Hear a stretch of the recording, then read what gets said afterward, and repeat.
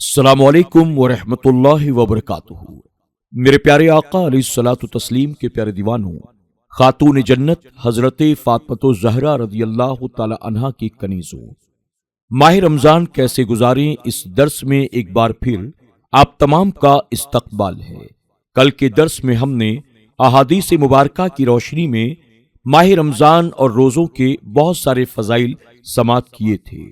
انشاءاللہ آج کے درس میں بھی ہم مزید اسی باب سے روزے اور روزے داروں کے تعلق سے کچھ فضائل سماعت کریں گے۔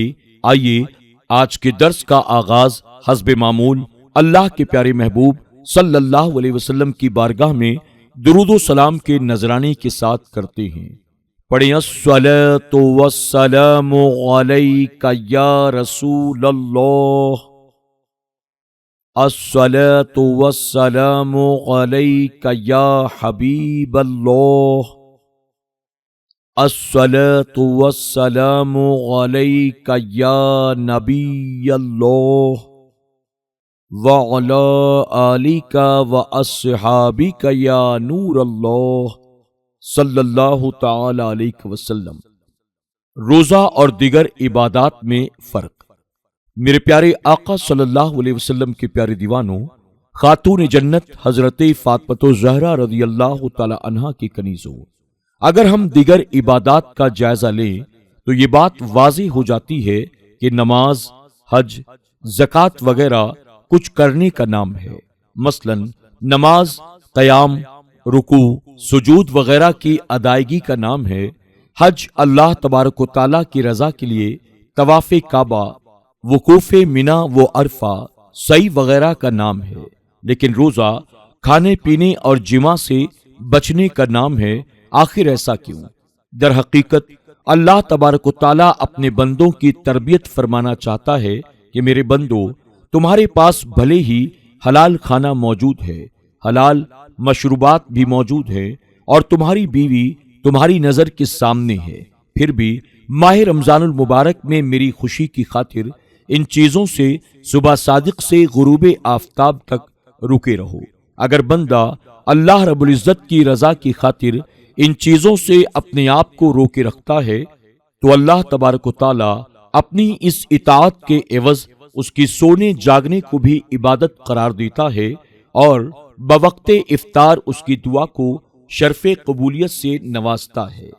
جب ایک بندہ صبح صادق سے لے کر غروب آفتاب تک حلال کھانے پینے کی چیزوں سے بچنے کا عادی ہو جاتا ہے تو وہی بندہ ماہ رمضان المبارک گزر جانے کے بعد حرام کھانے کی طرف اور حرام پینے کی طرف اور غیر محرم عورتوں کی طرف اپنی طبیعت کو مائل نہیں کرتا، بلکہ ماہ رمضان المبارک کی تربیت اسے یاد دلاتی ہے کہ جب تنہائی میں بھوک اور پیاس مٹانے کے لیے ماکولات و مشروبات نگاہوں کے سامنے موجود ہوتے ہوئے بھی اللہ کے دیکھنے کے تصور سے اور اس کے خوف سے اپنے آپ کو روکے رکھا، تو اب ماہ رمضان المبارک کے گزر جانے کے بعد حرام کی طرف میں کیسے بڑھوں؟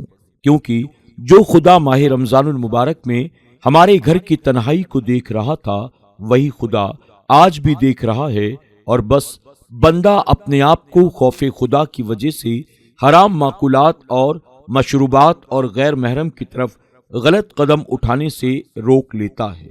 یاد رکھیں، اگر ماہ رمضان المبارک کی اس تربیت کا فائدہ ہم نے نہ اٹھایا اور روزے کے فلسفے کو ہم نہ سمجھے تو ہم سے بڑا کم عقل کوئی نہیں۔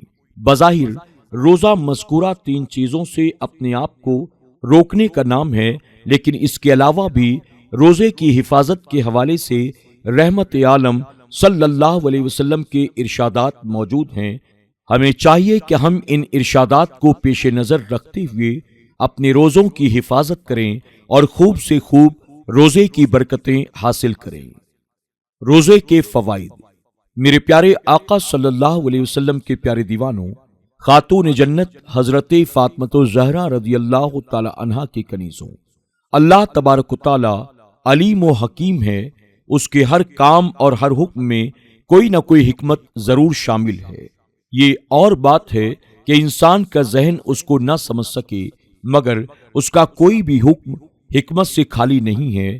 اس نے ہمیں روزہ رکھنے کا حکم فرمایا، بظاہر اس میں کوئی فائدہ نظر نہیں آ رہا ہے، لیکن اس میں ضرور فائدے ہیں، جیسا کہ مفسرین اکرام نے بیان فرمایا ہے۔ نمبر 1، اللہ تبارک و تعالیٰ نے روزے کا ایک فائدہ تقوی بیان کیا۔ یا ایھا الذین آمنوا کتب علیکم الصیام کما کتب علی الذین من قبلکم لعلکم تتقون۔ اے ایمان والو، تم پر روزے فرض کیے گئے جیسا کہ تم سے اگلوں پر فرض کیے گئے تھے، اس امید پر کہ تمہیں پرہیزگاری ملے۔ حضرت ابو ہریرہ رضی اللہ تعالی عنہ سے روایت ہے، رسول اکرم صلی اللہ علیہ وسلم نے 3 بار سینے کی طرف اشارہ کر کے فرمایا، تقوی یہاں ہے۔ تقوی دل کی اس کیفیت کا نام ہے جس کے حصول کے بعد انسان گناہ کرنے سے ڈرتا ہے اور خوف الہی کی وجہ سے گناہ سے جھجک محسوس کرتا ہے۔ انسان کے دل میں گناہوں کی اکثر خواہشات حیوانی قوت کی زیادتی سے پیدا ہوتی ہے۔ روزہ رکھنے سے حیوانی قوت کم ہو جاتی ہے۔ یہی وجہ ہے جو نوجوان مالی مجبوریوں کی وجہ سے نکاح نہیں کر سکتے اور ساتھ ہی نفسانی خواہشات پر قابو بھی نہیں رکھتے، ان کا علاج رسول اکرم صلی اللہ علیہ وسلم نے روزہ بتایا ہے۔ فرمایا کہ شہوت کو توڑنے اور کم کرنے کے لیے روزہ بہترین چیز ہے۔ نمبر 2، جس طرح ہر چیز اپنی ضد سے پہچانی جاتی ہے، اسی طرح کھانے پینے کی قدر بھی روزہ رکھنے سے ہوتی ہے۔ شکم سیر ہو کر کھانا کھانے والے امیروں کو روزہ رکھنے سے یہ پتہ چلتا ہے کہ جب چند گھنٹوں کی اختیاری بھوک کی یہ کیفیت ہے تو جو غریب ہیں ان کی ہفتوں کی اضطراری بھوک کا عالم کیا ہوگا۔ لہذا روزہ اس لیے فرض کیا گیا کہ صاحب استطاعت مسلمانوں کو غیر مستطیع انسانوں کی بھوک اور پیاس کا اندازہ ہو سکے اور وہ ان کی امداد و اعانت پر آمادہ ہو سکیں۔ نمبر 3، غریب اور فاقہ کش لوگ سارا سال بھوک اور پیاس میں گزارتے ہیں۔ اللہ تعالیٰ نے ان کی مشابہت قائم کرنے کے لیے 1 ماہ سارے مسلمانوں پر بھوک اور پیاس کی کیفیت طاری کر دی۔ نمبر 4، اللہ تعالیٰ نے انسانوں کو بے شمار نعمتوں سے نوازا ہے۔ ان نعمتوں میں سے کھانا، پانی اور بیوی یہ ایسی نعمتیں ہیں جو انسانوں کی روزانہ کی ضرورتیں ہیں۔ اللہ تعالیٰ انہی نعمتوں کے ذریعے مسلمانوں کی آزمائش کرنا چاہتا ہے کہ کتنے لوگ اللہ کی اطاعت میں چند ساعت ان نعمتوں کے استعمال سے ہاتھ روک کر اللہ کی بندگی اور اللہ کی محبت میں ساری چیزیں قربان کرنے کا جذبہ صادق رکھتے ہیں۔ روزہ سائنس کی نظر میں حکیم محمد طارق محمود چغتائی اپنی تصنیف سنت نبوی اور جدید سائنس میں رقم طراز ہیں۔ پروفیسر مور پولڈ آکسفورڈ یونیورسٹی کی پہچان ہیں۔ انہوں نے اپنا واقعہ بیان کیا کہ میں نے اسلامی علوم کا مطالعہ کیا اور روزے کے باب پر پہنچا تو چونک پڑا کہ اسلام نے اپنے ماننے والوں کے لیے کتنا عظیم فارمولہ دیا ہے۔ اگر اسلام اپنے ماننے والوں کو اور کچھ نہ بھی دیتا، صرف یہی روزے کا فارمولہ ہی دے دیتا، پھر بھی اس سے بڑھ کر ان کے پاس کوئی اور نعمت نہ ہوتی۔ میں نے سوچا اس کو آزمانا چاہیے، پھر میں نے روزے مسلمانوں کی طرز پر رکھنا شروع کر دیے۔ میں عرصہ دراز سے معدے کے ورم سٹمک انفلامیشن میں مبتلا تھا۔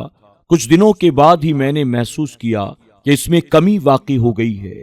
میں نے روزوں کی مشق جاری رکھی، پھر میں نے جسم میں کچھ اور تبدیلی بھی محسوس کی اور کچھ عرصے کے بعد میں نے اپنے جسم کو نارمل پایا، حتیٰ کہ میں نے 1 ماہ کے بعد اپنے اندر انقلابی تبدیلی محسوس کی۔ پاپ ایف گال کا تجزیہ۔ یہ ہالینڈ کا ایک بڑا پادری گزرا۔ اس نے روزے کے بارے میں اپنے تجربات بیان کیے ہیں۔ ملاحظہ ہو، میں اپنے روحانی پیروکاروں کو ہر ماہ 3 روزے رکھنے کی تلقین کرتا ہوں۔ میں نے اس طریقہ کار کے ذریعے جسمانی و وزنی ہم آہنگی محسوس کی۔ میرے مریض مجھ پر مسلسل زور دیتے ہیں کہ میں انہیں کچھ اور طریقہ بتاؤں، لیکن میں نے یہ اصول واضح کر لیا ہے کہ ان میں وہ مریض جو لا علاج ہیں ان کو 3 یوم نہیں بلکہ 1 ماہ تک روزے رکھوائے جائیں۔ روزہ اور مسواک کا استعمال۔ میرے پیارے آقا صلی اللہ علیہ وسلم کے پیارے دیوانوں، خاتون جنت حضرت فاطمہ الزہرا رضی اللہ تعالی عنہا کی کنیزوں، رمضان المبارک کے بابرکت مہینے میں ہمیں اپنے لیے مسواک کو لازم کرنے کی کوشش کرنی ہے۔ حدیث پاک اور سائنس نیز واقعات اس بات کی شہادت دیتے ہیں کہ مسواک میں بے شمار فوائد ہیں، اور سب سے بڑا فائدہ یہ ہے کہ یہ ہمارے پیارے آقا صلی اللہ علیہ وسلم کی پیاری سنت ہے۔ رمضان المبارک میں ہمیں پابندی سے اس کا استعمال کر کے آئندہ بھی اس کے استعمال کے لیے عزم مسمع کرنا ہے۔ مناسب معلوم ہوتا ہے کہ اختصار کے ساتھ مسواک کے فضائل و فوائد پر روشنی ڈال دوں تاکہ مسواک کی محبت اور اس کے استعمال کا جذبہ قارئین کے دلوں میں بیٹھ جائے۔ مسواک کے حوالے سے نبی کریم صلی اللہ علیہ وسلم نے بے انتہا تاکید فرمائی ہے، یہاں تک کہ صحابہ اکرام یہ خیال کرتے تھے کہ عنقریب اس کے متعلق آیت نازل ہوگی۔ ایک حدیث مبارکہ میں ہے، نبی کونین صاحب کعب و قوسین صلی اللہ علیہ وسلم نے فرمایا، اگر میں اپنی امت پر دشوار نہ جانتا تو مسواک کو ان کے لیے فرض قرار دیتا۔ ابن ماجہ صفحہ نمبر 25۔ ایک روایت میں اس طرح ہے، حضرت حذیفہ رضی اللہ تعالی عنہ کہتے ہیں، رسول اللہ صلی اللہ علیہ وسلم جب رات کو نماز تہجد کے لیے اٹھتے تو اپنے دہنے مبارک کو مسواک سے صاف فرماتے۔ بخاری شریف جلد 1 صفحہ نمبر 38۔ اور حضرت عبداللہ ابن عمر رضی اللہ تعالی عنہ سے روایت ہے، آپ نے فرمایا، نبی کریم صلی اللہ علیہ وسلم جب سوتے آپ کے پاس مسواک ہوتی، پھر جب آپ بیدار ہوتے آپ کا پہلا کام مسواک کرنا ہوتا، یعنی سو کر اٹھنے کے بعد سب سے پہلے آپ مسواک فرمایا کرتے تھے۔ حضرت عائشہ صدیقہ رضی اللہ تعالی عنہ سے روایت ہے، نبی کریم رؤوف الرحیم صلی اللہ علیہ وسلم نے ارشاد فرمایا، جو نماز مسواک کر کے پڑھی جائے وہ 70 درجہ افضل ہے اس نماز پر جو بغیر مسواک کے پڑھی جائے۔ مسواک کے فوائد ایک نظر میں۔ حدیث پاک اور سائنس دونوں کے تجربے کے مطابق مسواک کے بے شمار فوائد ہیں۔ علامہ شامی رحمت اللہ تعالی علیہ نے مسواک کے بارے میں تحریر فرمایا کہ مسواک کرنے والے کے لیے مسواک کے مندرجہ ذیل فوائد ہیں۔ بڑھاپے میں تاخیر کرتی ہے، بصارت کو تیز کرتی ہے۔ مسواک کی بہترین خوبیوں میں سے یہ ہے کہ وہ ہر بیماری کے لیے شفا ہے سوائے موت کے۔ پلسرات پر چلنے میں تیزی بخشتی ہے، منہ کی صفائی کا ذریعہ ہے، رب تعالی کی رضا کا سبب ہے، ملائکہ کو خوش کرتی ہے، منہ کی گندگی کو دور کرتی ہے اور کیڑے لگے دانتوں کو صحیح کرتی ہے، دانتوں کو چمکدار کرتی ہے، بصارت کو جلا بخشتی ہے، مسوڑوں کو مضبوط کرتی ہے، کھانے کو ہضم کرتی ہے، بلغم کو کاٹتی ہے، نماز کے اجر و ثواب کو بڑھاتی ہے، قرآن کے راستے یعنی منہ کو صاف کرتی ہے، فصاحت کو بڑھاتی ہے، معدہ کو قوت دیتی ہے، شیطان کو ناراض کرتی ہے، نیکیوں میں اضافہ کرتی ہے، سفرہ ایک زرد رنگ کا کڑوا مادہ اسے کاٹتی ہے، بالوں کی جڑوں کو مضبوط کرتی ہے، روح کے نکلنے کو آسان کرتی ہے۔